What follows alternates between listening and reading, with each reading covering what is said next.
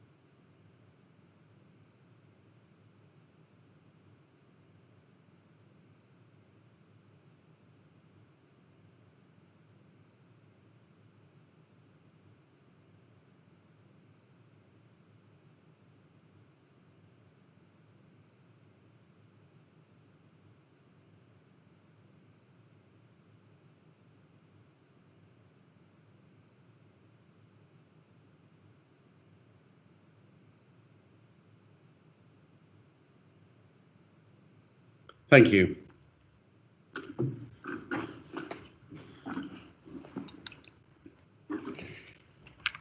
In light of the government changes on the COVID regulations this week and on the ongoing pandemic, I've been asked by the leader if she can address the council and bring to give us an update. I've agreed to this, so I will now ask the leader to address the council on COVID before we get on to the main agenda items on the council meeting. Councillor Campbell. Mr. Mayor, thank you. Tonight is likely to be a short meeting, so I'll start with a short update on our ongoing COVID-19 response. All councillors have just been briefed by the Chief Executive and senior council officials. We continue to monitor the infection rates across London, and as the rules change nationally, we continue to meet the emerging challenges this virus presents. Mr. Mayor, we've tackled COVID-19 head on here in KNC, and we can be proud of what we've achieved together so far. As government information and guidance has changed, we have made it clear and available. Residents and businesses have listened and compliance has been high. We've seen a bounce back in our high streets and cultural areas, and we continue to be a popular space for Londoners to visit safely, with place and space to shop and visit. But the last few months have been difficult and not without loss. Some families will have lost loved ones, some businesses will have gone bust or had to make job cuts. Many of us will have lost some of the freedoms and the things we enjoy, like going to Notting Hill Carnival, visiting the theatre, or a trip to a favourite pub. Mr. Mayor, the pandemic is not yet finished, but the borough has pulled together, and as we enter a new phase, we will need to do so again.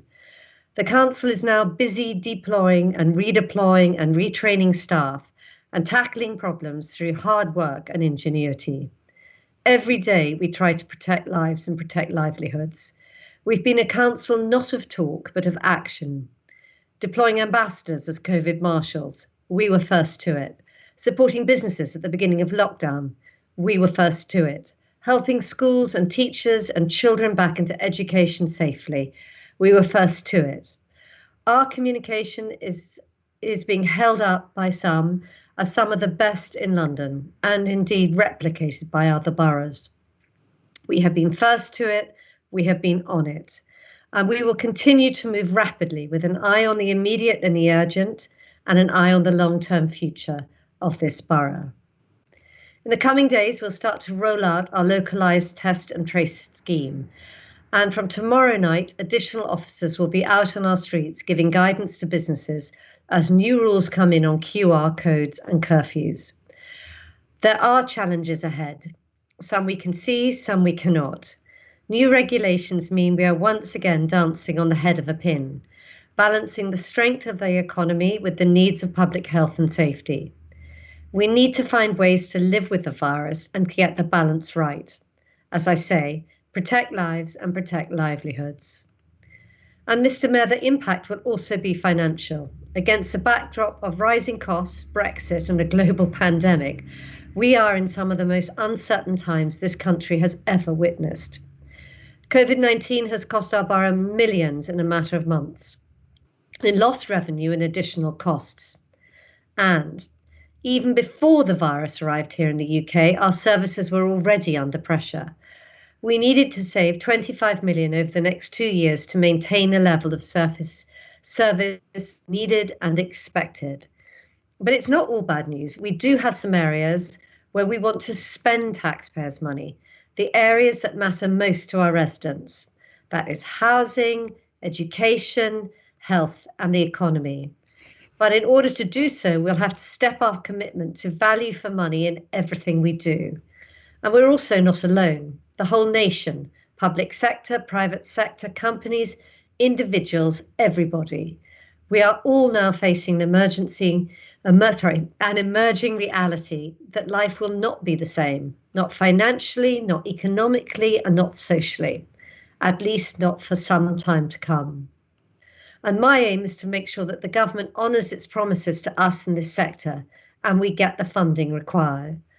I plan to update councillors in the coming months on our efforts, and indeed we'll be meeting with the Secretary of State tomorrow morning. Mr. Mayor, we want to keep our priorities right and our spending right. So we use taxpayers' money in the ways that make the most difference and give people the opportunities and support they need.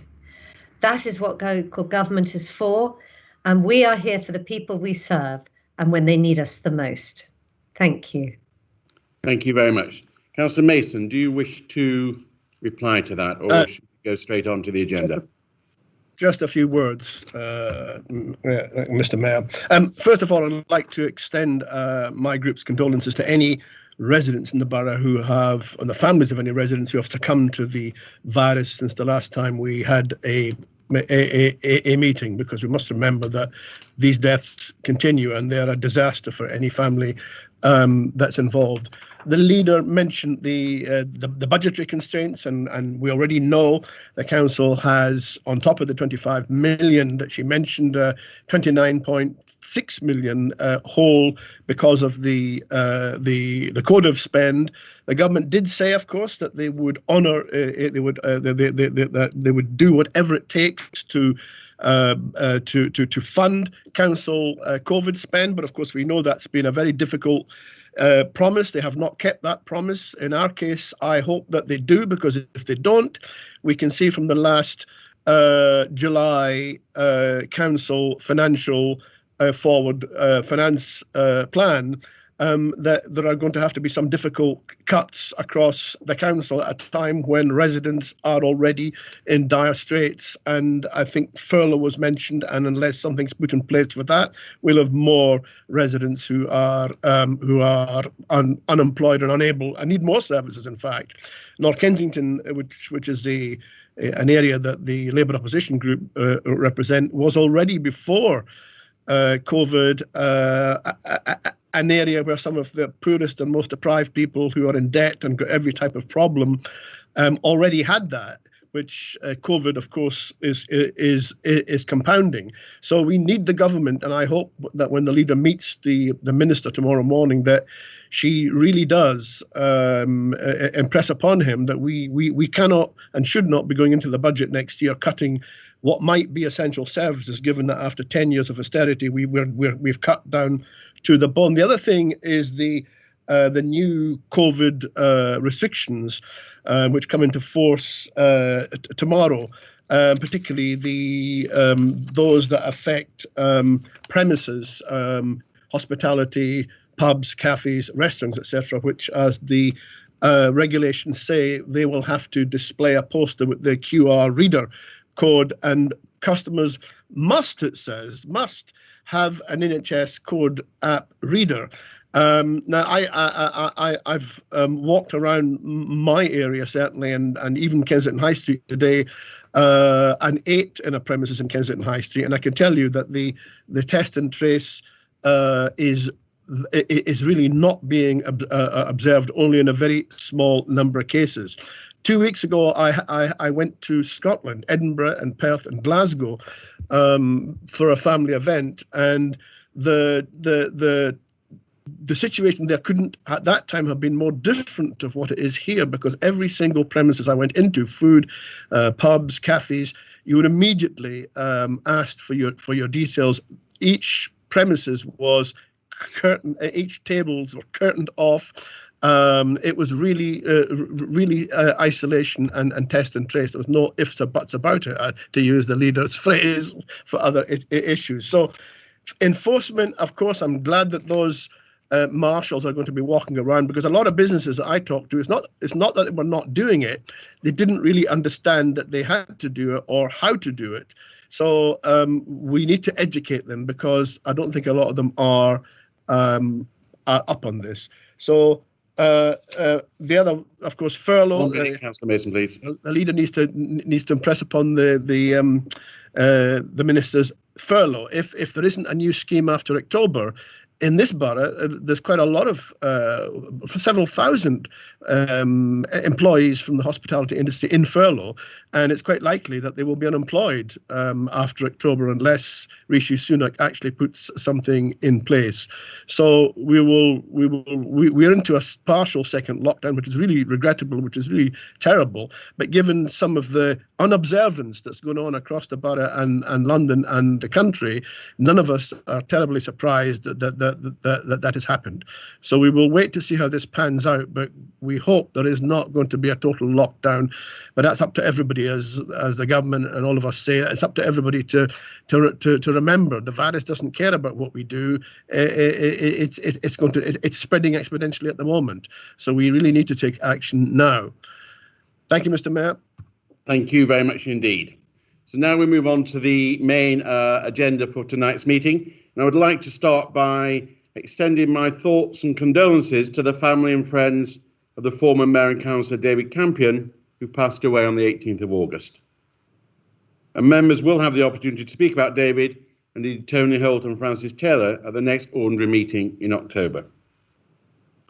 Apologies for absence. I received apologies for absence from Councillor Atkinson, Councillor Husband, Councillor Woodger, and late apologies from Councillor Round. Are there any other apologies, please?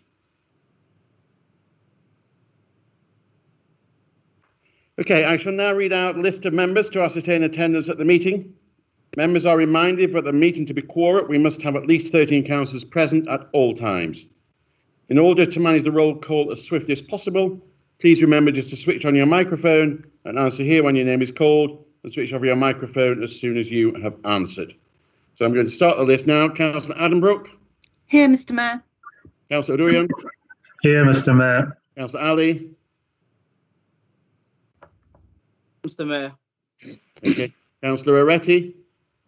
Present, Mr. Mayor. Councillor Bakhtiar. Here, Mr. Mayor. Councillor Bennett. Councillor Bennett. Councillor Beryl Cox. Here, Mr. Mayor. Councillor Bennett here also, Mr. Mayor. Okay. Councillor Bakeman. Present. And Councillor Campbell. Here. Councillor Chowan. Present. Councillor Siren. Here, Mr. Mayor. Councillor Nick Code. Here, Mr. Mayor. Councillor El Nagi. Here, Mr. Councillor Mayor. Evans. Councillor Evans. Here, Mr. Mayor. Councillor Folkes. Here, Mr. Mayor. Councillor Freeman. Present, Mr. Mayor. Councillor Hammond. Present, sir. Councillor Healy. Here, Mr. Mayor. Councillor Henderson. I'm here, Mr. Mayor. Councillor Idris. Here, Mr. Mayor. Councillor Jackson. Here, Mr. Mayor. Councillor Kamali. Here, Mr. Mayor. Councillor Laurie. Here, Mr. Mayor. Councillor Lindsay. Here, Mr. Mayor. Councillor Marshall. Councillor Marshall. Councillor Mason, yes. Councillor McVeigh. Yes. Councillor McVeigh. Mayor. Councillor Mills. Present, Mr. Mayor. Councillor Now. Present, Mr. Mayor. And Councillor O'Connor. Here, Mr. Mayor. Councillor Palmer. Councillor Palmer. Councillor Pascal. Present, Mr. Mayor. Councillor Press. Here, Mr. Mayor. Councillor Rendell. Yes, here. Councillor Rossi. Here, Mr. Mayor. Councillor Schmetterling. Present, Mr. Mayor. Councillor Spalding. Here, Mr. Mayor. Councillor Taylor Smith. Here, Mr. Mayor. Councillor Salafitis. Here, Mr. Mayor. Councillor Thaxter. Present, Mr. Mayor. Councillor Wade. Here, Mr. Mayor. Councillor Wayson. Here, Mr. Mayor. Councillor Wheel. Here, Mr. Mayor. Councillor Will. Present, Mr. Mayor. Councillor Williams. Present, Mr. Mayor. Thank you very much indeed. I think all councillors present have now been called. I would remind councillors that they are present in a meeting and so they should observe the rules of behaviour set out in the councillors' code of conduct. Councillors are also reminded to declare any disclosable pecuniary interest in any matter before the council this evening, and to leave the meeting before such a matter is considered. Are there any such declarations?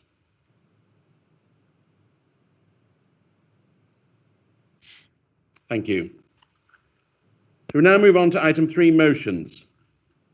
Members will see that we have 4 motions printed in the agenda. And I understand that the Labour Group wishes to withdraw motion 4. Is that correct, Councillor Laurie? That is correct, sir.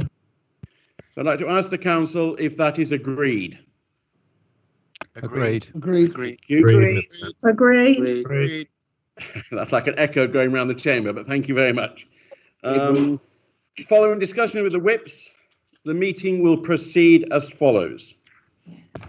The 3 motions will be formally moved and seconded. The mover and seconder will then have 5 minutes each to speak. There will then be one general debate on all the motions, with councillors to speak for up to 5 minutes each. Lead members will then respond to each motion with each mover summing up. We will then take a vote on each motion in turn. When it's time to vote on the motions, I shall ask the whips to indicate which way their party colleagues are voting. And I shall give members the opportunity to say if they are not voting in line with their whips. I shall also ask Councillor Palmer and Councillor Wade individually to indicate which way they are voting. So we now move to motion number 1. I now call motion number 1 and ask Councillor El Nagi formally to move the motion standing in his name, and Councillor Laurie formally to second. Councillor El Nagi. I move the motion, Mr. Mayor. Thank you. Councillor Laurie. I second the motion. Good. So Councillor El Nagi, you now have up to 5 minutes to speak.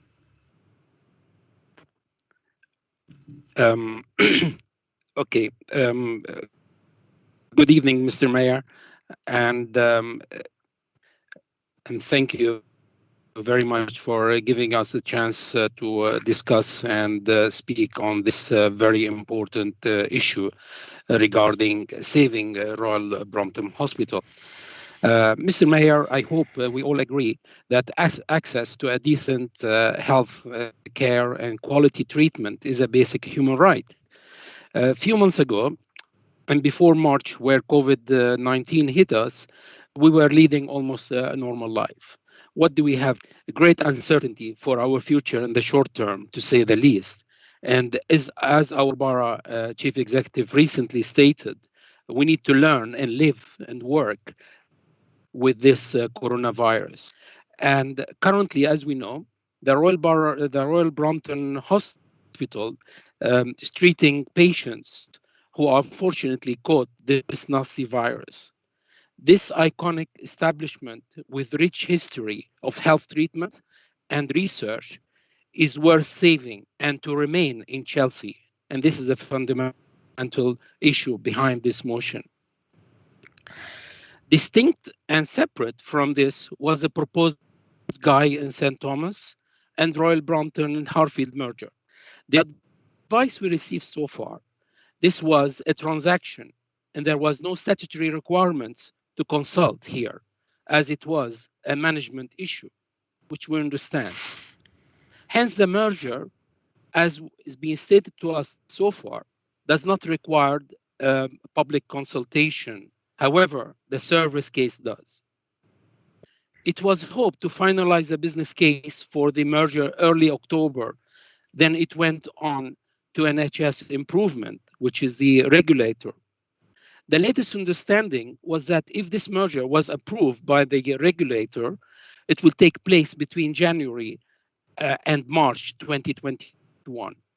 In a recent communication, there was no inevitable move of services, and the expectation was that services would remain at the Chelsea site for the number of years to come.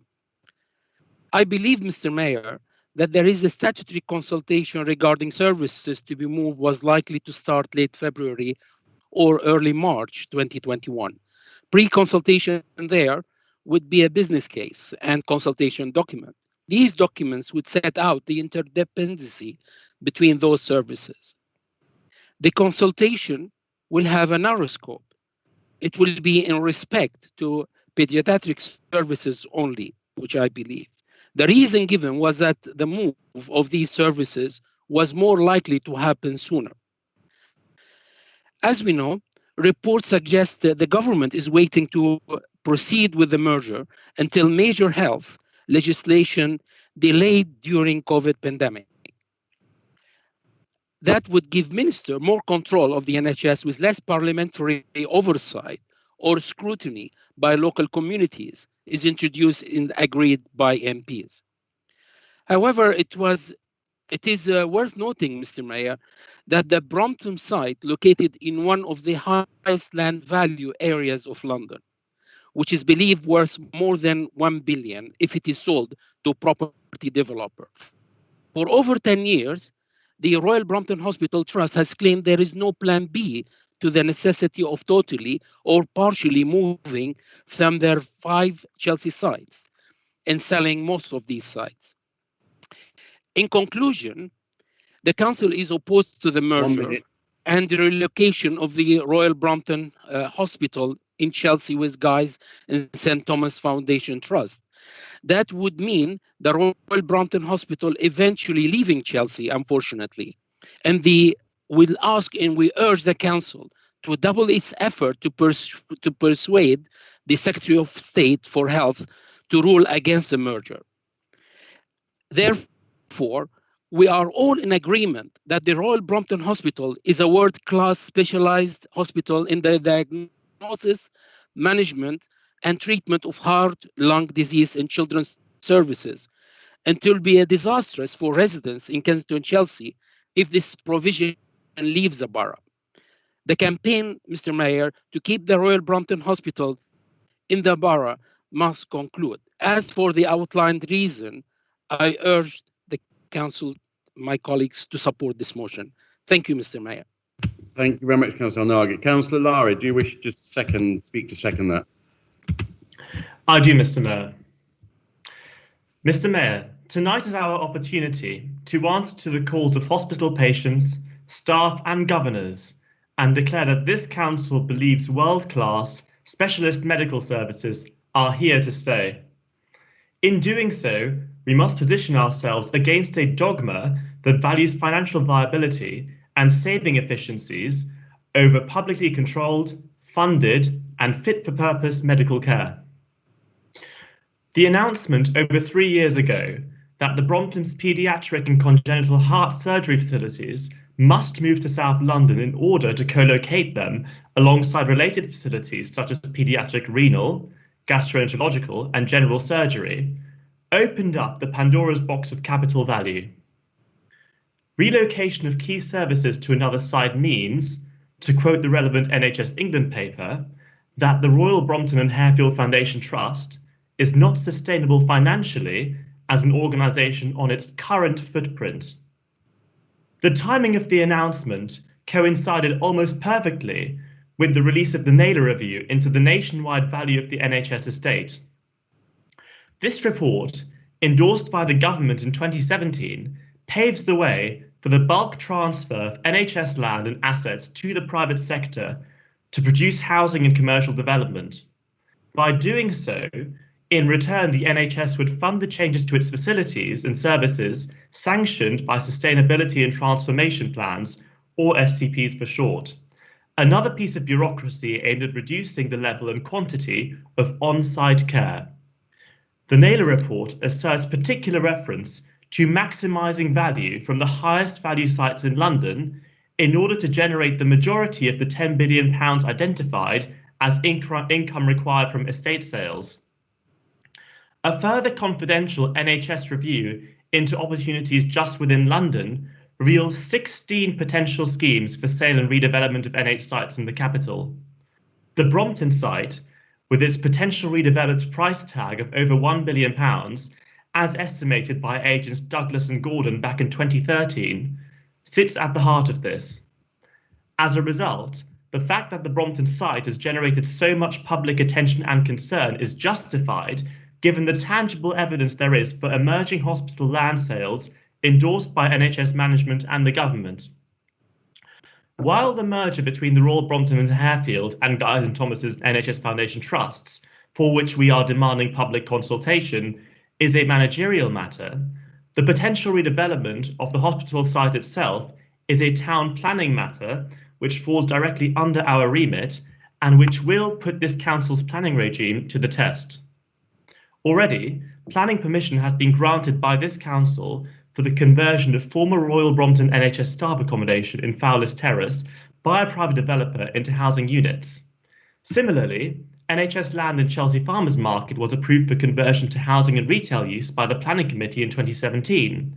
These are just two examples of how the council has already rubber-stamped change of use of NHS sites in Chelsea over the past few years. However, the NHS has also successfully had a new imaging centre in Dovehouse Street approved, so it is clear that there still is the will to maintain essential clinical services on the site. Ultimately, our local plan will be tested and planning committee members will be the ones making the decision on the redevelopment of the site as a whole if this issue comes up. Another concern we should bear in mind is that if the whole Brompton site were to be sold, there is a reasonable chance it would actually be sold for well below the market value for conversion to property. And while we should welcome the fact that the council leadership now supports keeping the Brompton and Chelsea, the Tory government's view towards NHS privatisation from the ground up cannot be ignored. And in the meanwhile, we have to ensure our planning system is robust enough to resist any change of use should such an application arise. We must also be wary that the scale back of capacity and services at the hospital can be seen as anticipatory towards full service reduction or elimination. To conclude, Mr. Mayor, we should support the work of the chair of the Adult Social Care and Health Select Committee to ensure the Brompton is on our agenda, and I urge the council to support our motions tonight. Thank you. Thank you very much. We now move to moving motion 2. I now call motion 2 and ask Councillor Healy formally to move the motion standing in her name and Councillor Henderson formally to second. Councillor Healy? Formally moved, Mr. Mayor. Thank you, Councillor Henderson. Formally second, Mr. Mayor. Thank you. Councillor Healy, up to 5 minutes to speak, please. Yeah, thank you, Mr. Mayor. As you and members will be aware, this council is actually committed to taking any action within its power to prevent the Royal Brompton Hospital being moved from its Chelsea site. This follows quite a lot of pressure from us and also from public speakers at council meetings. But the council has been excluded from virtually all the discussions that have been taking place on the proposal that Guy's and Tommy's should acquire, not merge with, acquire the Brompton. That's not perhaps surprising when the Brompton is one of the more secretive foundation trusts. However, it did carry out a limited exercise in public engagement early last year, at a time when it was specifically denying that a merger was on the table. Perhaps that was because they realised it would be an acquisition rather than a merger. I will come back to that public exercise later, but this motion is primarily concerned about the exclusion of the council, who only get a reaction from the Brompton when we, in effect, call foul. For example, when concerned members of this council approached the government in the summer asking them to intervene, Bob Bell, the Brompton CEO, got cross about the subsequent media coverage. At the Brompton's July board meeting, he dismissed the reports as, quote, disturbing noise, unquote, and, quote, baseless media reports, unquote. He said, quote, false rumouring, unquote, was worrying patients. Well, if patients are worried, it's surely because they have very little information to go on. And that's emerged from the engagement exercise I referred to earlier. Only 26 patients and 4 carers or family members attended the Brompton engagement meeting, including one mother whose child had been treated there, as well as the child's grandmother. The people who attended expressed concerns about the lack of detail on the proposal, the quality and effectiveness of the services once moved, the length of time it was taking, and the challenge of putting in place proper partnerships. One participant felt that, quote, they are doing it for the money, it's valuable land, they want it to develop housing. There were also a number of people who made affectionate comments about the Brompton and expressed worry that being part of a larger organisation could compromise its reputation. On 2nd of July this year, I raised concerns about the speed at which the Brompton acquisition was taking place at the meeting of the Adult Social Care and Health Select Committee. That led directly to a virtual meeting with the NHS executive, the chair and vice chairman of the committee, and by Robert Craig, the Brompton's Director of Development and Partnerships. He kindly supplied the meeting with a timetable, which he graciously said he was happy to share with other councillors, etc., but not apparently to allow any of us to take part in the discussions that might lead to it. He added that what he called the merger business case was aimed to be completed by late September, early October, and he would discuss with colleagues making the document available to us once it is finalised. So again, no input from us. There has been a similar reaction to the calling of tonight's meeting. We have all been sent a 3-page, 18-point briefing paper by the Brompton, clearly designed to persuade us that all is well in the best of all possible worlds, but the paper is evasive and raises more questions than it answers. It assumes that everything will be better in this proposed new institution without saying exactly what will be improved. It can hardly be the treatment, which is acknowledged as world-beating, or should I not use that term in these COVID-19 days? Is it the research, or is it the prospect of having an all-singing, all-dancing new building, provided that many times the cost of the capital sums needed to bring the Brompton up to scratch on its present site? We need to be told.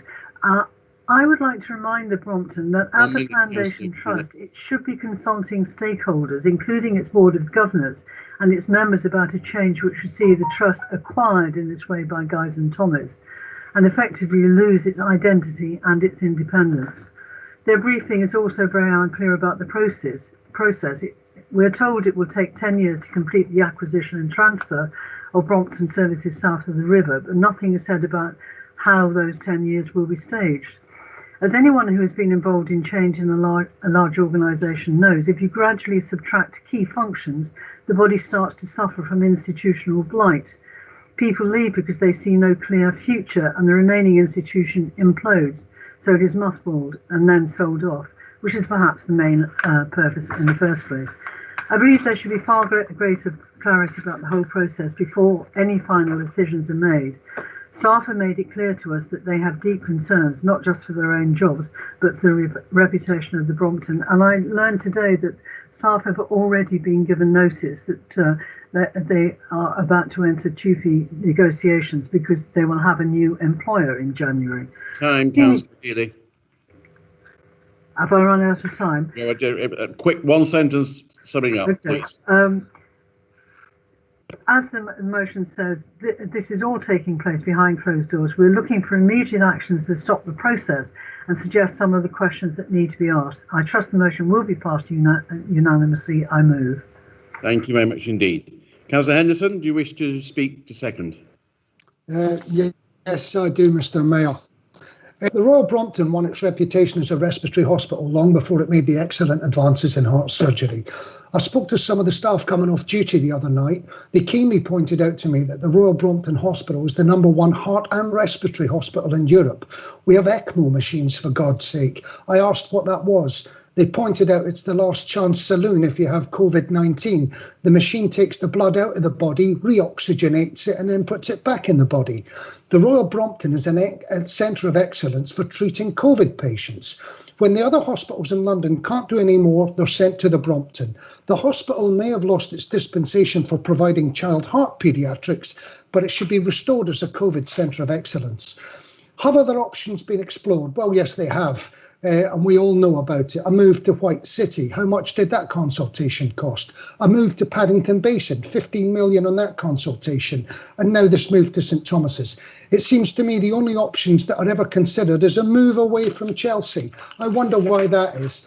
Why are the properties standing empty, ready to be sold to the highest bidder, when we have nurses who currently work on the front line of the COVID response at the Brompton are having to travel home at a 12-hour shift to Finchley? All the support and the legacy wishes sold off to the highest bidder instead of providing accommodation for our key workers? Or is the case that they're good enough to save lives, not good enough to live in Chelsea, as those properties are too expensive for them? I was speaking to a frontline nurse the other day who broke down when I spoke to her. She just finished a 13-hour shift, only to be sent a letter claiming that the CEO had sent the staff a letter as they're beginning the first formal step in the journey to join Guy's and St Thomas's, and that the proposal will mean a change of employer, and that there would be a TULO meeting this Friday to discuss the new contract at St Thomas's. She said, Ian, how are we supposed to go from saving lives in a super intense environment with many deaths to dealing with a corporate merger? It's not British and it's not on. Is the CEO, Bob Bell, not aware that we're in the midst of a major respiratory pandemic? The mismanagement of the Royal Brompton Trust and its medical assets must be laid firmly at the door of the Chief Executive, Bob Bell. What Chief Executive allows trust land to be rented for private car parking spaces at the end of Sydney Street when the Royal Marsden is having to park units in Park Parade for medical screening?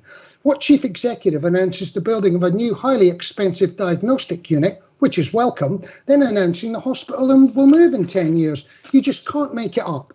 I attempted to contact Bob about 18 months ago. Somebody wanted to make a £50 million donation. He didn't even get back to me. Why would a chief executive show no interest in a donation that could improve hospital facilities and unused hospital land that could improve the long-term legacy on the site? Why is the billion in assets held by the Royal Brompton charity not being utilised to support the hospital staff and in terms of accommodation, or indeed to make this a new centre of excellence? Is it the case that this body's been set up with the assets of the original hospital trust merely to protect the pension fund of previous executives instead of supporting our frontline staff? We need an audit of all the assets of the Royal Brompton Trust that have been sold or transferred and those that still exist. We need to understand the role of the Royal Brompton charity and an audit of all the assets that were transferred to and held by the charity, and for what reason, why they were transferred, and are they actually following the rules of the bequest? We need 10 Downing Street to step in here and call for an investigation by way of a commission with a number of stakeholders, not just the Board of Trust, who, in my opinion, have an extremely blinkered view as to what should happen. Those stakeholders need to include residents. We're calling for a public inquiry into the mismanagement of the asset and the medical facility that is the Royal Brompton Hospital, with the staff of the Royal Brompton to be interviewed without recourse due to allegations of bullying and intimidation from senior management. We're calling for the same public inquiry to investigate the merger between St Thomas's and also the viability of formalising the relationship between the Marsden and the Trust. We don't want more NHS land being turned into luxury housing, which will see the DNA of the architecture of Chelsea turned into a mini Manhattan.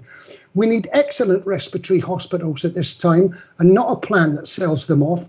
What message does that send to the 40,000 or so families who've lost a loved one due to the pandemic? It sends the message to the people of London and the United Kingdom that pandemic or no pandemic, that we don't really care about a hospital that is the forefront of saving lives.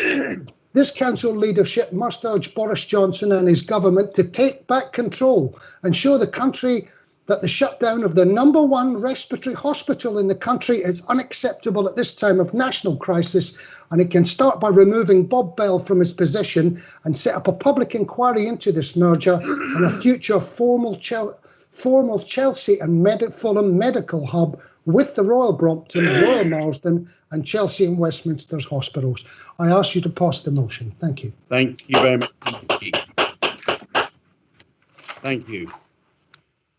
We now move to motion 3, which is call upon Councillor Mason formally to move the motion and Councillor Dent-Coad formally to second the motion. Councillor Mason. I move the motion, Mr. Mayor. Thank you. Councillor Dent-Coad. I second the motion, Mr. Mayor. Thank you. Councillor Mason, you have up to 5 minutes. Thank you. Thank you, Mr. Mayor. What happens to the economy of the borough, especially in these ongoing COVID pandemic times, is an important consideration, even if the Brompton Trust, which of course say they have no duty to do this, or certainly the government, do not think so. There's no joined up thinking here. And when we talk about land values, for example, the 1 billion property values, this sort of action is going to rocket up property prices and lease prices all over Chelsea and all over London, which actually hits scores of small businesses. And that is something that they complain about day after year after month.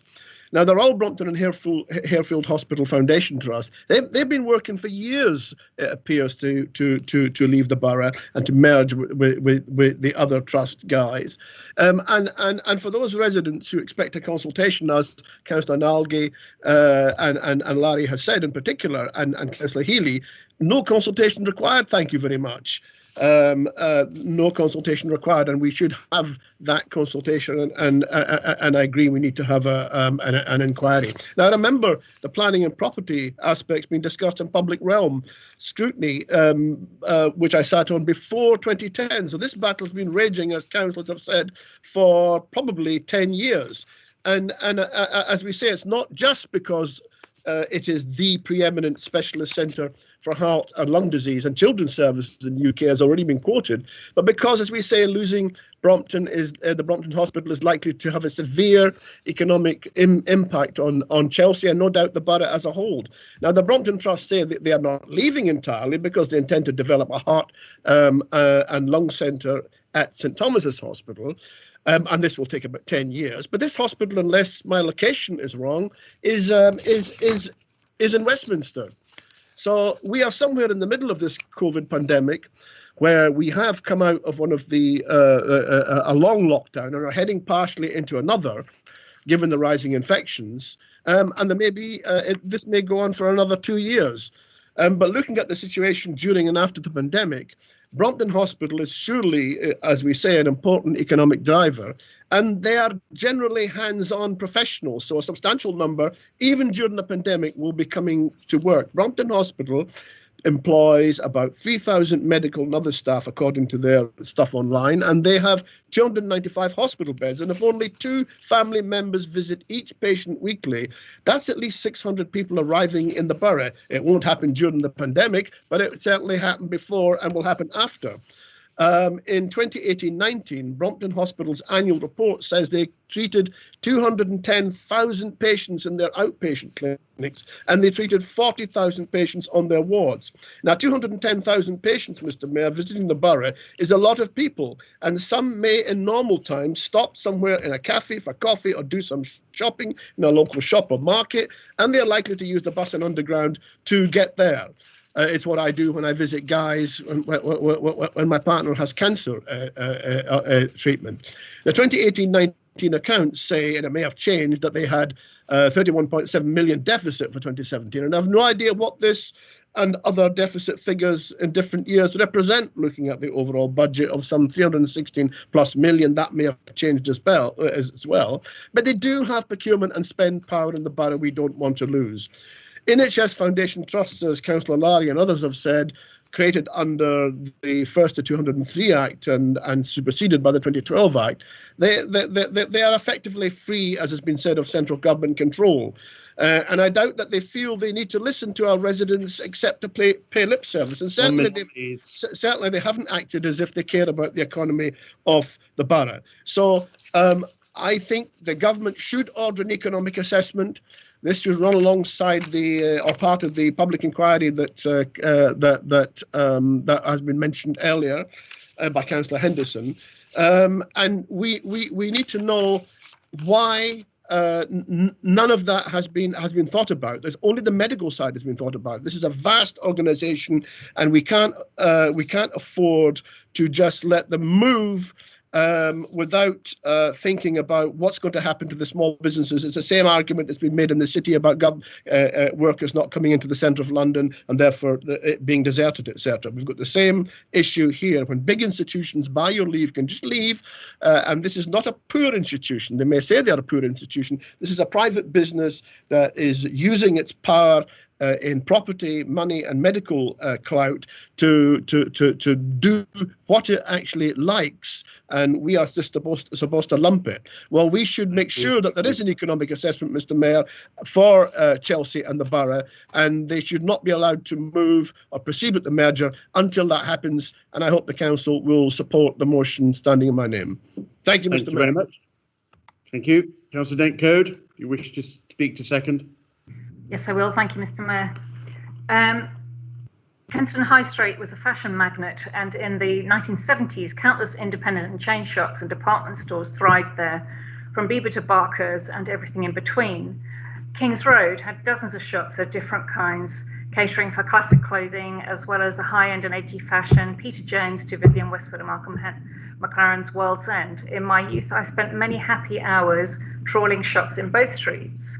Kensington High Street has lost its mojo, and I dread to think how many shops will fail to reopen and thrive post-COVID-19. However, Kings Road, with its more enlightened landlords and wide range of shops, cafes, pubs and restaurants, seems more likely to rally. However, as Councillor Mason has stated, the loss of potential business from perhaps 250,000 visitors and staff at Royal Brompton a year could be lethal to the future of Kings Road. The area may be popular with local residents, it certainly is, but the loss of so many potential customers is alarming. We know that some of the hospital clinical staff use local pubs. One told me that he'd been lobbied by Councillor Henderson at one of the local pubs about saving the hospital. Some have questioned whether or not hospital visitors spend money in the area, and this is why we need an economic impact assessment, so we have the evidence we need to prove or disprove this particular point.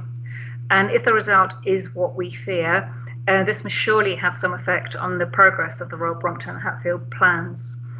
As we've heard from Councillor Lowry, the nurses' home on Fowler's Terrace already has planning permission to be turned into private flats, along with the decimation of the very well-loved Farmers Market and Thamesbrook Residential Care Home, which was ours, of course.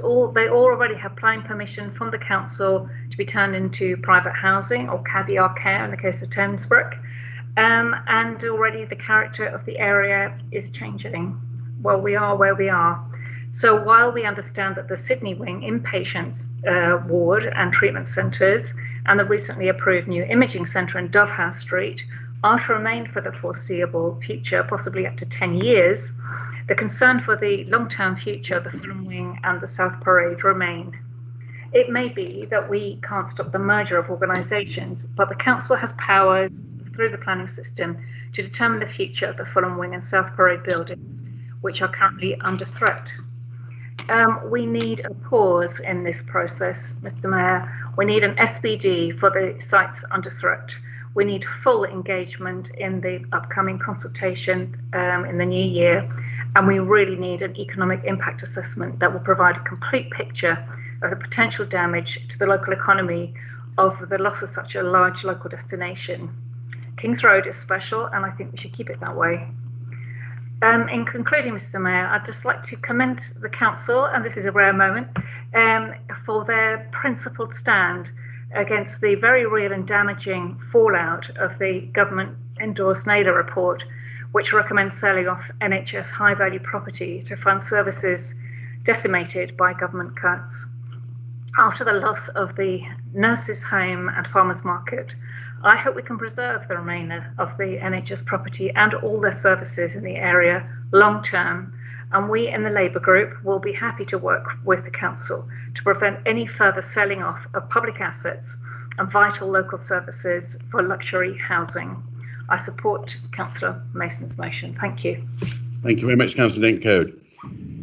We will now turn to a general debate on all the motions. Members are asked to note that we're taking all the motions together.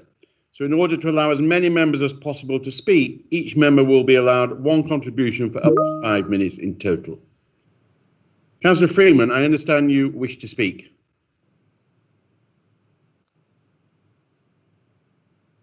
Councillor Freeman, do you wish to speak? Yes. Councillor Robert Freeman. Mr. Mayor, in 1841, a young solicitor, Philip Rose, discovering that there was nowhere to treat one of his clerks with tuberculosis, leased Manor House in Chelsea to found what is now Royal Brompton Hospital. 3 years later, the hospital moved to Fulham Road and has been a part of our borough ever since. The history of the hospital is a history of innovation and of firsts. This year has been exceptionally challenging and for many has ended in heartbreak and tragedy. The contribution of the Brompton has been outstanding. As Councillor Henderson pointed out, it is only one of 5 adult ECMO centres in the UK. So many patients owe their lives to the treatment that they have received here. Many more will continue to need the Brompton later this year. The Brompton is and continues to be a centre of excellence in both the treatment and research of respiratory and cardiac disease. Only last week, a team comprising interventional cardiologists, cardiac surgeons and vascular surgeons performed for the first time in the United Kingdom a groundbreaking procedure to treat an aneurysm of the aortic arch of a 78-year-old patient. The Brompton is part of a network with Chelsea and Westminster and the Marsden, so the closure of the Brompton will degrade patient care in so many areas, including lung and thoracic cancer. It is an integral part of Imperial Healthcare Partners, a collaboration of the major healthcare providers and academic medical institutions in North West London. The research for which the Brompton is responsible is irreplaceable, and irreparable harm will be caused by its closure. This is not a merger. It is the destruction of an institution that provides irreplaceable healthcare and essential medical research. It is a statutory acquisition of the Brompton by Guy's and St Thomas's. Technically, under Section 56AA of the National Health Service Act 2006, I quote from that section. Subsection B, the property and buildings of the acquired NHS Foundation Trust are transferred to the acquiring NHS Foundation Trust. Subsection C, the acquired NHS Foundation Trust is dissolved. Subsection D, where the acquired trust is an NHS trust, the NHS trust order establishing it is revoked. In simple terms, that is the end of the Brompton. The Foundation Trust would no longer exist, the board would be gone, the governors would be gone, and many of the wonderful consultants who carry out groundbreaking treatments and research will leave. We as a council will no longer have a voice or input into the services for our residents. We are told that this will be a gradual process that will take 10 years for the Brompton to move to its new site in what the NHS insists on calling Westminster. Geography is obviously not their strong point. It is, of course, in Lambeth, not Westminster. Beginning with children's heart surgery, there will be a steady leakage of services out of RBKC to Lambeth. These services are interdependent. Move children's heart surgery and the paediatric intensive care unit becomes unviable. Then you lose more and more skilled specialists since their work is no longer viable. So what can we do? The first thing is to ask the Trust to come to scrutiny and tell us what is really happening. We need more information, a lot more information. Has an approach been made to the Competition and Markets Authority? If so, with what result? Has NHSI carried out a risk assessment? If so, again, with what result? How is this takeover affected by the CQC rating that Guy's and St Thomas's, although rated good overall, requires improvement for safety. Yes, safety. Has NHSI carried out its strategic case review? Where is the business case? There is an immediate intention using NHS jargon to reconfigure services in North West London. When are we going to be allowed to scrutinise these? And what part of the mandated consultation with patients and residents has been carried out? The Brompton was my charity when I was mayor. I have the greatest affection for this institution. 1 minute, please. And the people who work there. Time and again, it has been shown that specialist care has the best outcome. There are times when the duty of a good friend is to say, sorry, but you're making a great mistake. Stop now before it's too late. We as a council must make it clear that these proposals are totally unacceptable, that the takeover will cause irreparable damage to our residents, and that their healthcare and that of the Brompton must remain independent and in our borough. Thank you, Mr. Mayor. Thank you very much, Councillor Freeman. Councillor Chowan, do you wish to speak, please? Thank you, Mr. Mayor. Can you hear me? I can. Yes, good. Well, I've listened carefully to all my colleagues in deliberations and would have echoed Councillor Freeman's comments about the loss of the Brompton Hospital from its historic site. I hear too the echoes from the full council meeting on the 6th of March 2019, when Councillor Rendell and Councillor Round proposed and seconded the first motion in support of keeping the Royal Brompton Hospital in Chelsea for our patients. This chamber was unanimous then in its support for that motion. Furthermore, the Brompton has been a regular agenda item over the last 2 years on the Adult Health and Social Care Committee under the previous chair, Mr. Councillor Freeman, who just spoke. Without fail, the residents that I've talked to are dismayed and shocked to hear the news about the Brompton Hospital. I also asked if there was a consultation. And the previous speakers have mentioned the consultation. I explained that the consultation was not required for the management merger, but is required for the service change. However, the 1985 gunning principles are clear that a consultation must take place when the proposal is still at a formative stage, with intelligent and conscientious consideration. Therefore, could we have had a consultation for the service change that will take place before the merger of the two trusts? That would seem logical, given the merger would inevitably result in service changes that subsequently impacts on our patients and nearby hospitals. So there is no surprise that we have over 6,579 signatures on 2 petitions to stop the closure.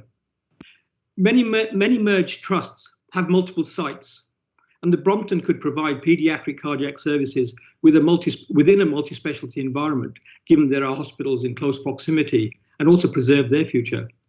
And almost under one roof, having said that, providing care to our patients, as done in other parts of the UK. Mr. Mayor, I leave 2 comments. We can have one merged trust with multiple sites.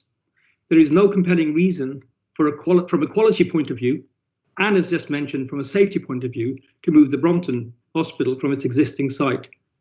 Thank you, Mr. Mayor. Thank you very much. Councillor Wade, do you wish to speak? Yes, Mr.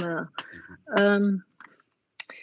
I've been a long-term patient at the Brompton Hospital, as have other members of my family, and so the proposed merger and relocation to Guy's and St Thomas's site is of particular concern. The Brompton has been a world leader in research, and for its heritage to be subsumed and eradicated in this takeover is a tragedy and will undermine the medical research and healthcare delivery cluster in South Kensington. Staff are already being transferred and will be shortly be paid onto the payroll of Guy's and St Thomas's, and specialist clinicians leaving. There has to be concern that the Brompton Hospital leadership did not want to work with the Marsden to support their expansion and shared services. Their salami slicing planning applications went on purportedly to support the improvements on the Sydney site, which are still ongoing because they're still producing the children's wing. So I wholeheartedly agree with Councillor Henderson. There needs to be an investigation into the management of the Brompton Hospital, and importantly, as to how it's dispersing its assets. There's some ghastly certainties that the Fulham wing, was NHS property, will go up for sale.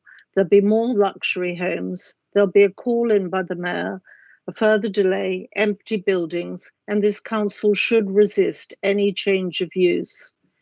With COVID-19, we've seen many changes, and there has to be inherent dangers in super large hospitals with the spread of infection. This is a hospital whose specialism is respiratory diseases. This is short-sighted. Also, we've seen with the recent traffic chaos with 3 bridges out of use, the ability of emergency services for vulnerable patients who would be potentially restricted with the relocation to the south of the river. Therefore, this is not only a disaster for residents in the borough, but a wider area north of the river to be able to access world-class heart, lung services and the essential support for children. Thank you, Mr. Mayor. Thank you very much. Councillor Rendell, do you wish to speak, please? Yes, thank you, Mr. Mayor. Apologies, I'll just get my camera set up. Thank you. This council has championed the Brompton in our campaign to retain it in the borough. We have often spoken about it and have pushed all our resources to do our best to have the hospital remain in Chelsea. I'm pleased to say that we have raised and debated the Brompton 6 times since 2018, and these motions again only confirm our commitment to retain it in RBKC. The Brompton is the preeminent lung and heart hospital in the UK, as rightly summed up by Councillor Henderson and Councillor Wade. It has a long and proud history in Chelsea and should be retained as the preeminent example of skill and care. I've had the privilege of visiting the hospital, Mr. Mayor, and meeting as many doctors and patients. Walking around the wards and seeing the small children, for example, being in intensive care, really brought home what an amazing and specialist care options we have here in the borough. Such is the success of the hospital that last year it cared for more than 200,000 outpatients, nearly 40,000 patients on its wards, and received more than 10,000 patients' comments, 90% of which were positive. This was reflected in the recent CQC report from last year, which rated the Brompton as good, with several areas of outstanding practice identified. Nonetheless, the Brompton should update all its stakeholders on its next steps and what its intentions are. It should not be incumbent on members to seek information. Rather, the Brompton should be proactive in telling us what it intends to do, as summed up by Councillor Freeman. It should approach members, it should approach the council, it should approach the scrutiny committees in order to tell us what it wants to do. I'm pleased to see, and support Councillor Thalasites and the council's plan for an SPD over the site, and do all we can via the planning process to ensure the hospital is retained on the site. Mr. Mayor, the Brompton is part of our fabric, not only in terms of its long-standing, but also the way it works seamlessly with other other health research bodies in the borough. It's disappointing to note that the Brompton intends to leave Chelsea, and NHS England did not initially support the provisions of a new cardiac and hospital and respiratory children's facility that the Brompton and the Chelsea and Westminster Hospital were providing. This, at least, Mr. Mayor, would have kept the vital services in the borough and continued the work that Brompton has with other health bodies right throughout West London. We need to retain the Brompton, Mr. Mayor, not just for the jobs it supports, but for the entire community. As other members here have summed up, it provides so much other resources to people in this part of the borough in terms of jobs, shops, restaurants, cafes, and other things that the Brompton staff and patients supports. Chelsea without the Royal Brompton is like Kensington without Portobello. It brings the community together and brings out the best of RBKC. It supports so many jobs, not only at the hospital, but all the surrounding businesses. This could never be replaced. And I urge the Brompton to step up to the plate and speak with us and come up with some solution that we can retain it here in RBKC. Thank you, Mr. Mayor. Thank you very much. Councillor Pascal, do you wish to speak, please? Thank you, Mr. Mayor. This is at least the third time that this hospital executive has threatened to leave the borough. Paddington, Hammersmith and now Lambeth, not Westminster. Some of us here will remember marching with Betty Boothroyd and the local Chelsea community, patients and their families from across the country in 2017. You will of course also recall, as has been mentioned, the motion we brought before the council on the 6th of March 2019 to secure the future of the Brompton Hospital. The Chelsea Health Hub, which includes Royal Marsden, Imperial Trust, Chelsea and Westminster Hospital, Imperial Cancer Institute and many others, has treated the most sick during the current COVID-19 pandemic. This plan that we're hearing about tonight envisages tearing £1 billion out of our NHS Health Hub, threatening a considerable number of highly qualified employees, and all from land that was donated for community and healthcare use. My colleague, Johnny Thalasitis, will speak about the SPD aspect of this. There's no building yet certain for CHD services in Lambeth, and none would be possible before 2025 at the very earliest, even if a business case was put together soon. So we urge the Royal Brompton Hospital governors to hold any approval of the takeover until at very least they fully understand what will happen, because they do not have the information yet to do so. Damage is currently being done as the Royal Brompton Hospital has recently only been able to use 2 of its operating theatres due to the lack of nurses of the highest expertise, being both worried and also then moving on to other trusts elsewhere. As chair, I will ask the Environment Select Committee to call in and scrutinise the effective development by planning department officers of the Brompton SPD.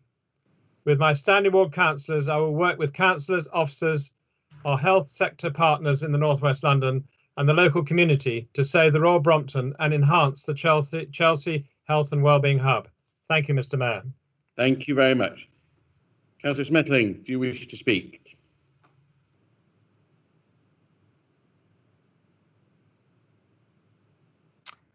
Thank you, Mr. Mayor.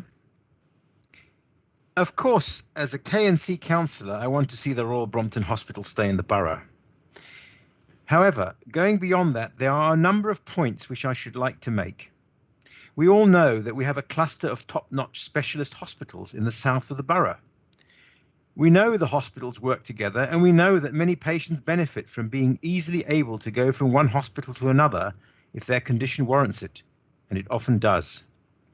We all also know that the outcomes of these hospitals, even the children's services, have good outcomes, no doubt at least partly due to their being specialists.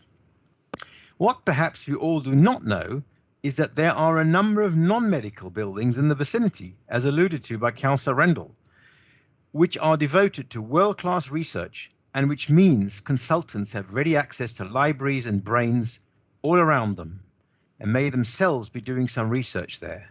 It is almost like a medical university. I am not clear the logic of everything that is proposed.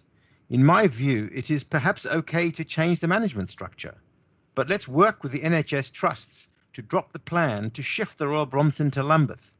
By all means, redevelop some of the old buildings here. It is really simple.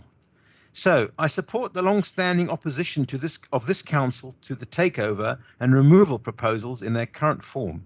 At least keep the hospital as the Royal Brompton wing of the new organisation and vote for the motions. Thank you, Mr. Mayor. Thank you very much. Councillor Lindsay, would you like to speak? Mr. Mayor, thank you. At the debate some 18 months ago, I spoke from the leadership team and I said as council that we would vehemently oppose any sale of the Brompton Hospital. 18 months further on, I want to ask relevant leadership team members what in practice we have done and are doing to oppose the sale of the hospital and keep medical facilities and a hospital there. Thank you, Mr. Mayor. That is all. Thank you very much, Councillor Lindsay. Councillor Hammond, do you wish to speak? Thank you, Mr. Mayor. We've heard a lot about Chelsea this evening, which is the location of the hospital, but let's not forget South Kensington, because the hospital's right on our border.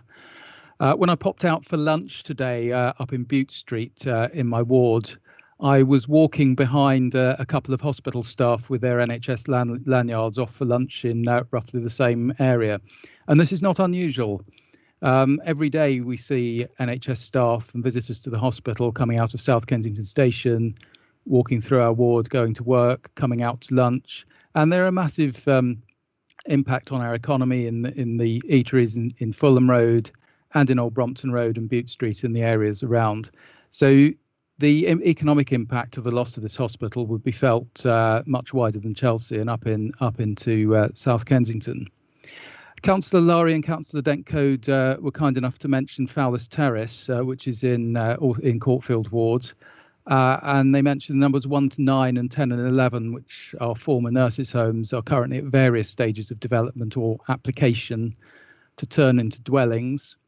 Many of these dwellings are very small indeed, and more suitable to short stay tenants than permanent homes, which is really not what we would want. But that is the warning as to what might happen if the whole hospital site was closed. It's definitely not something that would be welcome. Now, of course, we do need more homes, or at least we thought we needed more homes in London before COVID, and that's still the plan. But if the price is to lose this much valued and excellent local hospital, and the huge impact it would have on our local economy, that's a price that would not be worth paying. Now, sure, the name might be retained, but the facilities would surely be lost within a decade if this merger takes place, and that would be a massive loss to our borough and to my constituents in South Kensington. I have expended quite a lot of shoe leather in support of the campaigns waged by both the MPs for the borough, Felicity Buck and Greg Hands, who are both campaigning very hard to keep the hospital. And we've been leafleting hard around Chelsea and the southern part of Kensington. I was very pleased to support the motion proposed a year or so ago by my friend Councillor Rendell and Councillor Round, and I'm pleased to support the motion tonight. Thank you, Mr. Mayor. Thank you very much. Councillor Evans, would you like to speak, please? Yes, please. Good evening, Mr. Mayor. I will be brief, as I think I feel the people who spoke before me were very eloquent and stated all of the issues involved. As a councillor, though, I would like to say how much it is important for us to have this hospital in our area. And it has also, it saved one of our councillors' lives last year when he had a heart attack. And we're very lucky to have Councillor Beryl Cox with us because he was taken straight to the Royal Brompton Hospital, which was nearby. And I'm very grateful for them for doing that. And also, of course, for Linda Wade, who has ongoing treatment there. This is very important. It's in our area, and especially for our residents who are very diverse economically, it is really important to have a hospital that is an NHS hospital specializing in pulmonary and cardiac services.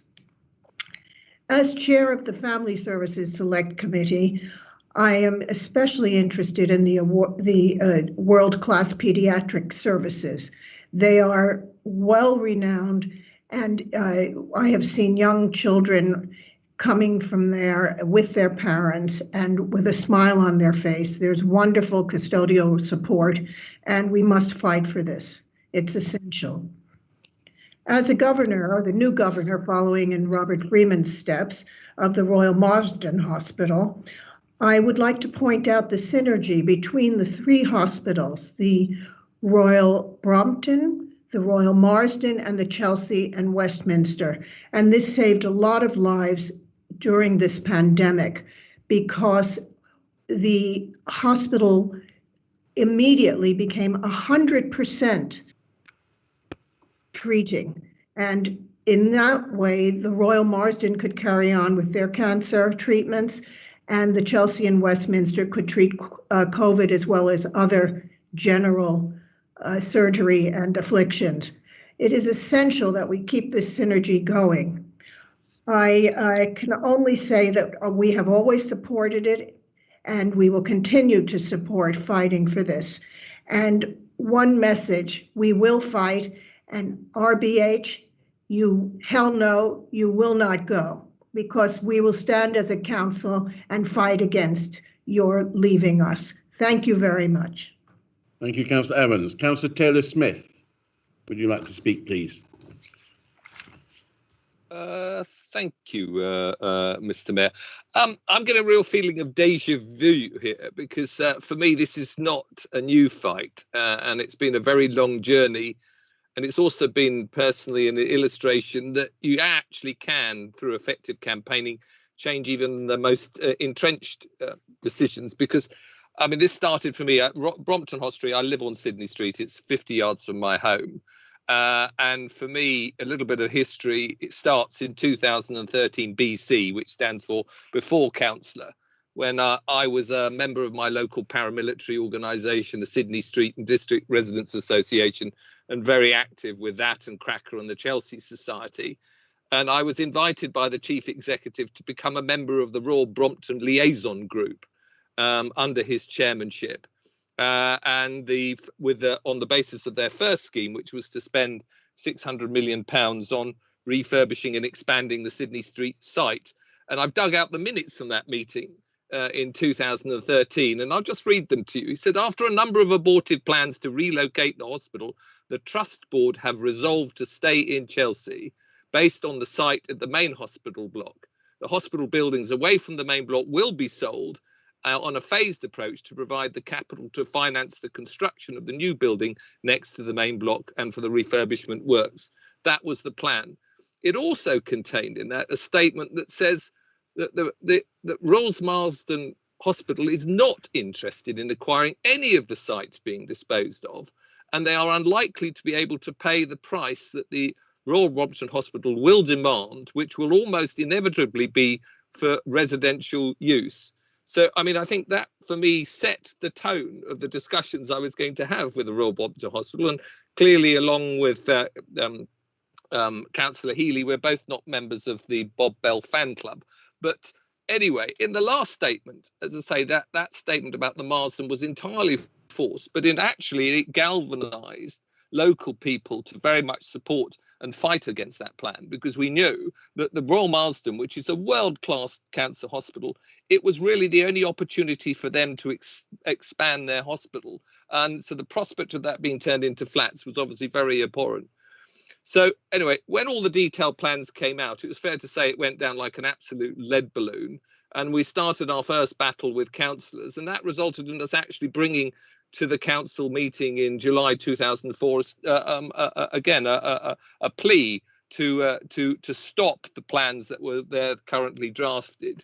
And again, I'm just going to quote from the statement of that council, because I think it's very relevant to what we're talking about today. And that was, we believe that the loss of the current community assets, specifically the Fulham wing, cannot be justified solely on the benefit to the Royal Brompton Hospital, and that decisions should be made taking into account the wider healthcare and economic needs of the borough. And so the argument was supported, and the plans were dropped. And as I say, we worked very hard with our local councillors. My local councillor at the time was Sir Merrick Cockell. And after that first battle, he said to me, you know, have you ever thought of being a councillor? Because I'm going to step down, and if you don't like it, you can always get out again, because there'll be another election. It's only a by-election. So, and I did apply, and I did become a councillor. So obviously, when the second scheme arrived in 2006, which was effectively for a much smaller extension to the main building, funded by the redevelopment of the farmers market, it was less contentious. I mean, local residents saw that, although, again, as a local person, seeing the farmers market turned into what actually would look a little bit like a canyon was a price that we accepted to keep the Brompton Hospital on that site and flourishing as well. Sadly, that obviously, has not come to pass. So really, I think just to finish off, is that obviously we've got 218. I've got this report, obviously a briefing paper of 18 points on the benefits. Not one thing about the impact that this is going to have on our borough. So, I mean, it's a battle that's going to start again. It's a battle to keep medical use and employment on site. And I'm sure Johnny Thalasitis will be talking about the SPD and on that battle. So if I can just really finish off to say that I support these motions, and I will do anything personally again to ensure that we retain the Royal Brompton Hospital. And much of what Elizabeth said in her speech was very much based on action, doing things, making things happening, and working on things together. So in the spirit of this, I very much welcome the motions tonight, but I also do so with a bit of caution, because I'd like to explain why, Mr. Mayor. Conservative councillors have been campaigning to save the Brompton Hospital for months, if not years. And whilst I'm eager to hear the views of others, tonight feels to me like it's just Labour playing catch up. There are numerous voters here tonight, no doubt from different wings of our local Labour group, but in my view, there is no debate, and there never has been, and there never will be a debate. We want to save the Brompton Hospital, and we've been campaigning for months to do so, and we'll continue to campaign alongside our residents. So we need to be careful that meetings have a point to them, because our residents don't benefit from endless meetings and talking shops. They benefit from action, as demonstrated by the council on this side of the chamber, and especially over the last few months. And we've been in action for 24/7, working hard, and we'll continue to do so every single day. Thank you. Thank you very much indeed. I think we've had a good chance now for several councillors to speak on these various motions, and we've had a good debate. So I now would like to move to summing up, and I will now call the lead members to respond to each motion and the movers to sum up before we move to a vote. So motion 1, which was the Save the Royal Brompton Hospital motion, Councillor Thalasitis, as the lead member, you have up to 5 minutes to respond. Thank you, Mr. Mayor. And can I just echo what Councillor Taylor-Smith has said, that this is all about action, and that's going to hopefully be the focus of my speech, and that indeed there is no debate. I think across this chamber we've heard tonight a fantastic reiteration of why we all want the Brompton to stay in Chelsea and why we're going to work flat out for as long as it takes to keep it in the heart of our borough. Kensington and Chelsea benefits from a great medical centre of excellence that's globally renowned. And we've heard tonight about many people who have experienced that benefit directly, people who have seen loved ones or indeed themselves lives saved in the Brompton, the Marsden, the Chelsea and Westminster. And I too have experienced that at very close quarters with family members who have had their lives totally saved by this. And I know that having world-class medical facilities on one's doorsteps is one of the most important things in any neighbourhood. And I too support all the great work that our doctors, our nurses, and so many other people there are doing at the moment, particularly with coronavirus. The main thing that I think I need to turn to tonight is the SPD, which a few other councillors have already discussed. For me, the purpose of that document will be to protect, retain, enhance the medical use on the site and to keep the Brompton in Chelsea. That's the mission. That's why we're doing it. And I hope that we'll be able to adopt it by the end of the year. That's our aspiration. We're hoping to consult on it over the coming months. And when we do, I hope in the spirit of unanimity and fortitude that we've shown, we can all look at it and think, how can we improve it? How can we strengthen it? If members across the chamber have ideas, then I'm happy to hear them. I'm happy to speak to you. And the same goes for residents too. I want to work with everybody in this chamber and beyond, across Kensington and Chelsea, West London, and all over the city, to make sure that we can protect and enhance that medical use at the Royal Brompton Hospital. And at the same time, we're going on with our petition. We've got more than 2,500 people signing a council-led petition. It's not party political. It says that we have learned that plans are in place to close the Royal Brompton Hospital, and that we will actively oppose any plans to close it. Please do sign it. Anybody who's watching tonight, who sees this, who spread it through your networks, and let's keep at it, because I certainly will, and we are all here tonight to redouble our efforts. As I think the first speaker of the night said, we will speak to ministers, we will work with local members of parliament, we'll work with people across the aisle, because this isn't a political issue. We want to save our hospital. We are calling for decision makers to have a heart, reconsider, and keep the Royal Brompton Hospital in Chelsea. Thank you very much. Councillor El-Naghi, you proposed motion number 1, save Royal Brompton Hospital. Do you wish to sum up now, and you have up to 5 minutes? Thank you, Mr. Mayor. It's wonderful to hear that everyone in tune with this issue of. As Councillor Freeman said, he tapped into the history of it and the establishment of the Royal Brompton Hospital. So it's well anchored into our borough. And I'm really grateful to all our colleagues supporting this initiative. And we can turn this into action. And it's already started the ball rolling. So I really want to thank you all for this lively debate and for supporting the motion. Thank you, Mr. Mayor. Thank you very much. We now move to motion number 2, which was the motion primarily about consultation and involving the council. So, Councillor Addenbrook, do you wish to respond? To that motion as the lead member? You have up to 5 minutes. Thank you, Mr. Mayor. As Councillor Taylor-Smith said, I think we all get a great sense of déjà vu, but we absolutely must not give up. So I would like to thank everyone for the motions and speaking tonight and reconfirming the Council's commitment to keeping the Royal Brompton Hospital in Chelsea. I'm also grateful for Labour's withdrawal of the 4th motion, as this was factually inaccurate. I did attend the Hammersmith and Fulham scrutiny at their suggestion, only to discover the Royal Brompton was not on the agenda. I also attended the North West London JOSH, chaired by Labour, and attended by Councillor Al-Naghi, chair of our Health Select Committee. But again, the Royal Brompton was not discussed at the main meeting, only in the private pre-meeting. The Royal Brompton has agreed to attend a select committee, and so I urge Councillor Al-Naghi to take them up on this offer as soon as possible, as well as arranging a North West London JOSH meeting specifically on this matter. Mr. Mayor, tonight I first need to correct the term in the motions referring to the potential merger of the Royal Brompton with GSTT. It is, in the words of their documents, a statutory acquisition, i.e. an asset stripping takeover, removing our beloved Royal Brompton Hospital from the borough's health and wellbeing hub, which includes the Royal Marsden, the Chelsea and Westminster Hospital, Imperial Trust, Imperial Cancer Institute, etc. A statutory acquisition does not require consultation, and any request to consult so far has been turned down. Whilst the Chelsea Health Hub exceeds the degree of co-location in other parts of the UK, NHSE chose not to continue CHD commissioning at the UK's biggest and best heart and lung hospital.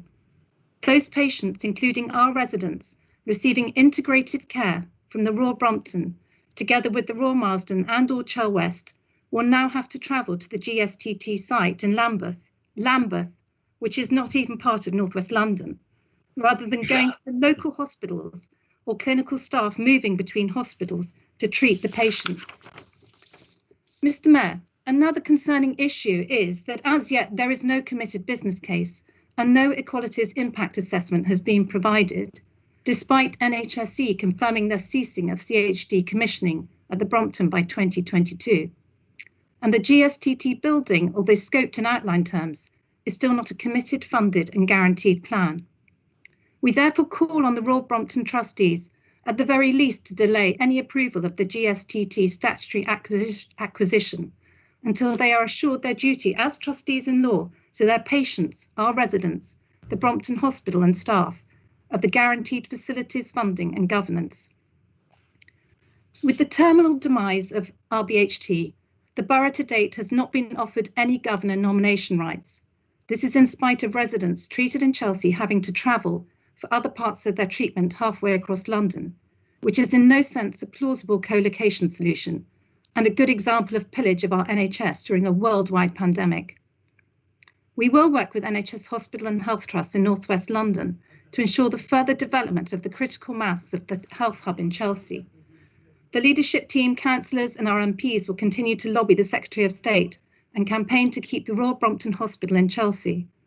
And we call on the Royal Brompton and Harefield NHS Trust and NHS England to commit to retaining and enhancing their medical sites in the Royal Borough of Kensington and Chelsea, as agreed in their 2016 planning permission. And again, I would like to acknowledge and thank the important role our hospitals have played in treating some of the sickest patients with COVID-19 during the pandemic. And finally, Mr. Mayor, as the descendant of a doctor who founded a hospital in Cambridge, I take the challenge to keep the very existence of the Royal Brompton, with all its world-class history, in our borough personally. And we must all continue to work together to keep the Royal Brompton where it belongs. Thank you, Mr. Mayor. Thank you very much. Councillor Healy, as the proposer of motion 2, do you wish to take 5 minutes to sum up, please? I don't need 5 minutes, Mr. Mayor, but I would like to respond. I think what Councillor Addenbrooke has just described is actually very helpful. And indeed, most of the contributions this evening have been extremely helpful. I want to emphasise that it's quite clear that this is an acquisition, not a merger. The Brompton will disappear. It might have a little ward here and there called the Brompton if these proposals go ahead, but effectively it will disappear under these proposals, which is one of the main reasons that we should oppose them. I'm glad that Councillor Addenbrooke also referred to the travel situation if it does happen, because the briefing that we've been given for tonight is silent on that.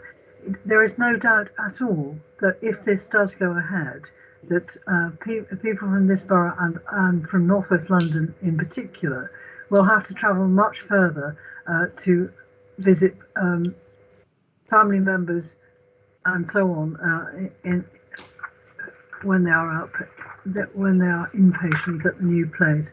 I think the whole thing has been moved forward in a way that is totally undemocratic and unconstitutional.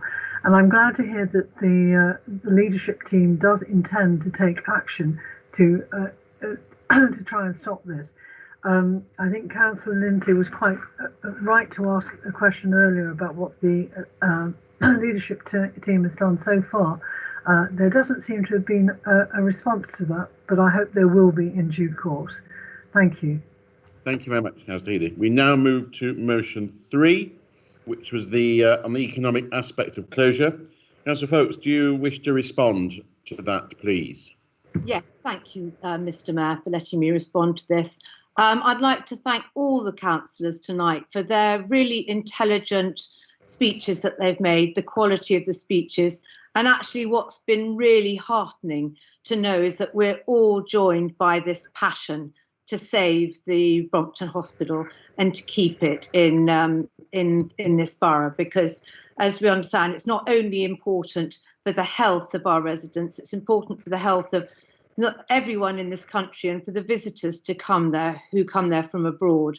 And of course, it is really important for the economy of the borough, which I will come back to. In terms of the leadership team doing something about this, you've just heard Councillor Addenbrooke's incredibly committed and passionate speech that she's made. And we all stand side by side with her and absolutely back all these motions that we will do everything we can to make sure that people are called to account and actually we get some proper inquiries about what's going on here. But I would just like to point out when I myself was in fact the chair of adult social care back in 2018, I have a letter that I wrote to Jeremy Hunt, who was then the health secretary, pointing out to him how very concerned we were on the adult social care committee about what was going on and that we really wanted the government to investigate this. Rest assured, Councillor Lindsay, we miss you on the leadership team, but we haven't given up our passion and fight to stop this happening in this borough. But in terms of the economic impact it's going to have, of course, I completely agree. Everyone I was about to say in this room, everyone on our various computers, will see this is completely obvious. I just did a little back of the envelope sums here on the number of medical staff and people that were arriving on a daily basis to visit the hospital. And if you estimate that to be 3,500 people who are buying 1 cup of coffee, and that's just a cup of coffee, let alone visiting the other shops or going to the pharmacies. if they did that 1 day a week at the cost of an average Pret or Costa cup of coffee, that amounts to a staggering £70,000 a week that's just being spent in that area on simple things like coffee. So we know that the impact would be absolutely massive, and wouldn't be easily replaced by whatever else came in its place, which takes me on to actually the point that Councillor Mason made about the property prices and the sale of the site being potentially sailing for £1 billion. Well, I think with the impact of COVID, first of all, the value of that site has completely plummeted, as the value of all London property sites have plummeted. In that fact, we will inevitably work differently, and properties won't be so valuable in terms of office space or even high-end residential space when we don't see so many visitors coming to this area, which is another problem in itself. Although maybe I should be looking at the fact that it won't be worth so much, maybe could be a positive in them not wanting to sell it so much. But unfortunately, I doubt that. And I just wanted to say to Councillor Dent-Coad, who seemed to be giving up on Kensington High Street in her speech, we're not giving up on Kensington High Street at all. We're absolutely doing everything we can to look at how we can re-energise it, revitalise it, and support our really valuable businesses that are operating on Kensington High Street now. We know that we're in a really, really critical and dangerous place. 1 minute, please. Not only for the health of our borough and for our nation, but also for the economy of both of those two. And we've got to do everything to make that balance in looking after our economy and health, which I know the government's trying to do at the moment. I absolutely support all the motions here. As Johnny and Kim have said, let's keep at it, let's see some action. But I have to say that on the economic motion, a hospital that is so disinterested in the stakeholders, is so disinterested in working with their local community and residents, I fear that even though we can point out to them the huge impact that they will have on their local economy, I'm not sure that that will actually make them take any notice at all. So I support all your motions, and I thank everyone that we're coming together to fight for this really, really important hospital to keep it in this borough. Thank you. Thank you very much. Councillor Mason, do you wish to sum up to 5 minutes, please? Thank you, Mr. Mayor. Motion. Well, I hope and believe that this debate shows that the council will support asking the government for an economic assessment. And Councillor Fox, of course, is right. The Hospital Trust is obviously completely disinterested in the economic impact of the borough, and it's worth repeating what the hospital's own report said, just to emphasise that that annually they treat 210,000 patients in their outpatient clinics and treated another 40,000 patients on their ward. And as I said, if only 2 people visited each patient post-COVID, that's about 600, even 600 more people. But Mr. Mayor, we wrote these motions not in a political way, and not forgetting that the Conservative group had in the past put up motions, but we did not see this as political, because if we had done, we could have mentioned that for the last 15 years, while this has been bubbling, we have been opposing this either on scrutiny or in other ways. And if anybody wants to see what we did over those 15 years, we can show it. But we didn't want this to become a party political battleground. So the second thing is that the Brompton and all the services that it provides, that has been mentioned here at the council meeting tonight, affects the north as much as the south, because the residents of the north also are in the catchment area of the Brompton, and I know how important it is not to move it in. I think Councillor Healy mentioned people having to travel long distances. Now, when my own partner has to travel to Guy's, she has to go through 2 tube lines to get to London Bridge to Guy's. And somebody who has been quite ill travelling that distance when they could travel a much shorter distance is really not a hospital thinking about their patients. This is all about money, and Councillor Fox talked about property prices collapsing. Well, of course, this happened. This happened during the 70s and 80s, and all these companies and trusts will do is simply mothball the property. They will just leave it sitting there until prices increase, and the books will say that in a time of improvement, which could be 5 years or 10 years, the property, they will have that on their books as a property that is worth $1 billion. And we know that London is full of investment properties and properties left empty that are worth billions, and these are used as collateral, as we know. So we were not trying to do catch up. We just didn't want this to become a political battleground. The other thing is that unless you keep it on the boil, unless you keep it going, then the trust is not thinking about the motion that happened a year ago. Now they have more motions and they have more pressure. So this was not about forgetting what you did. This is about keeping the pot boiling, and you have to do that because these people don't care. They think they can do what they like, and legally they probably think they can. But we must put pressure. So it's been a wonderful debate tonight. I'm glad that we're going to support all the motions, but we did not want it to be political, which is why we didn't mention the history, which is why we wrote the motions as to try to appeal across the council, because we support you. The hospital happens to be in your area, but our residents need that hospital and those services as much as your residents do.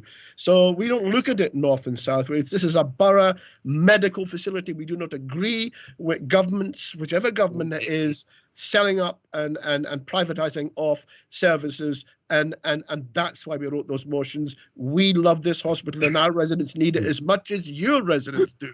So thank you, Mr. Mayor. I hope the council will support the motions. Thank you very much indeed, Councillor Mason.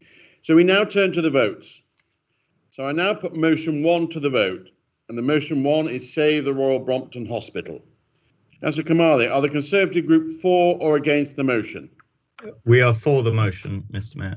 Councillor Lowry, for or against the motion? For the motion. Over here. Councillor Wade, are you still there? I think you've got to leave. Are you for or against the motion? For the motion. Thank you. Councillor Palmer, for or against the motion?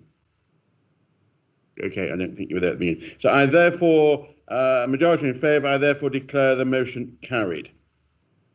We now move to motion 2, which was the motion about alarm and outrage at the future of the Royal Brompton is being decided behind closed doors. Councillor Kamali, are the Conservative Group for or against the motion? We are for the motion, Mr. Mayor. Thank you. Councillor Lowry, are the Labour Group for or against the motion? For the motion, Mr. Mayor. Thank you very much. Councillor Wade, are you for or against the motion? For the motion. Thank you very much. I declare the motion carried. We now move to motion number 3, which is the economic impact of closure. Councillor Kamali, are the Conservative Group for or against the motion? We're for the motion, Mr. Mayor. Councillor Lowry, are the Labour Group for or against the motion? For the motion, Mr. Mayor. Councillor Wade, are you for or against the motion? For the motion. Thank you. And sorry, on the other 2 votes, I should have asked if there are any abstentions or votes. I was led to believe there aren't. But on motion number 3, are there any abstentions or votes not along party lines? Thank you. I therefore declare the motion carried. So that concludes the business for this evening's meeting of the council. I've just one announcement, please, that I have, as you know, Glassdoor is the Mayor's charity for this year. And on Friday, October the 7th, they're doing their annual sleep out. Some councillors have very bravely already signed up to sleep out, along with myself. And if anybody else would like to join us, please do contact the Mayor's office to register. If you can't join us but would like to donate, we've also sent out the donation page and all contributions towards this immensely worthwhile charity, particularly the work they've been doing over the last few months with our homeless people in Kensington, Chelsea. Any donations will be greatly received. So thank you very much. And the next council meeting is scheduled to be held on the 21st of October. Thank you very much and good evening.